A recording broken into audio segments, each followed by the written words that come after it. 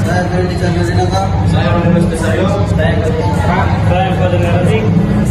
Hari ini kami ingin menjelaskan tentang Undang Shopping yang telah dibuat, yakni sejarah perlawanan kepada bangsa Spanyol dari bangsa Indonesia. Kami akan menjelaskan tentang latar belakang penyebab utama perlawanan kepada bangsa Spanyol. Yang pertama adalah pertentangan politik Spanyol dalam urusan kerajaan lokal. Yang kedua, monopoli perdagangan lokal tempat. Kemudian yang ketiga, penyebaran agama Katolik secara paksa. Dan yang keempat adalah sikap sewenang-wenang bangsa Eropa.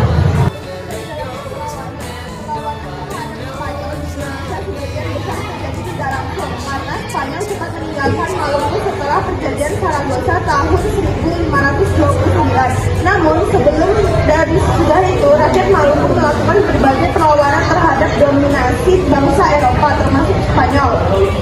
Pertama, perlawanan kerajaan Ternate, kedua, perlawanan kerajaan Tidore, yang ketiga, perlawanan rakyat Maluku. perjanjian dan akhir keterlibatan Spanyol. Setelah perjanjian Zaragoza 1529, Spanyol secara resmi menyerahkan klaim atas Maluku kepada Portugis. Spanyol meninggalkan Maluku dan memusnahkan kolonialnya di Filipina mulai tahun 1565. Dampak perlawanan dan kehadiran Spanyol. 1. Kegiatan Spanyol menguasai Indonesia. 2.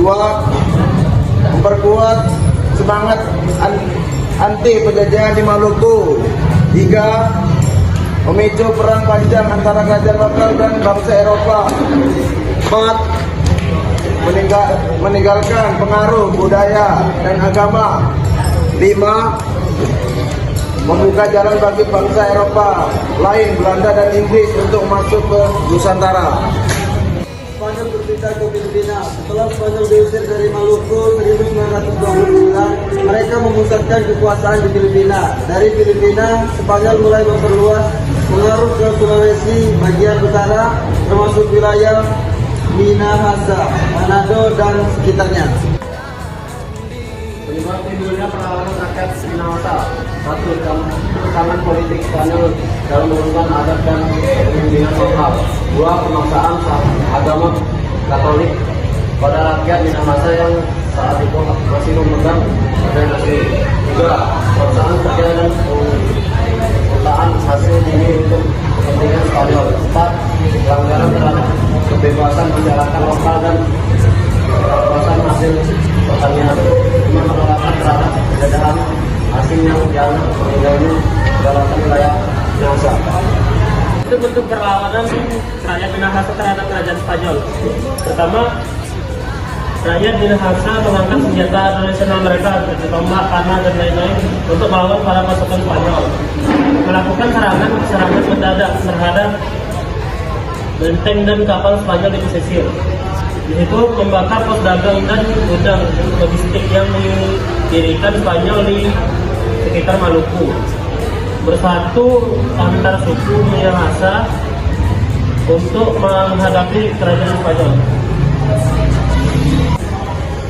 Hasil perlawanan rakyat Minahasa. Spanyol gagal melakukan Minahasa secara penuh. Rakyat Minahasa tetap mempertahankan kemandirian dan sistem adat mereka. Setelah Spanyol melemah, DOC Banda masuk dan mulai mempengaruhi Minahasa, tetapi melalui perjanjian damai lebih dulu. Perlawanan rakyat Minahasa menjadi simbol awal semangat anti penjajahan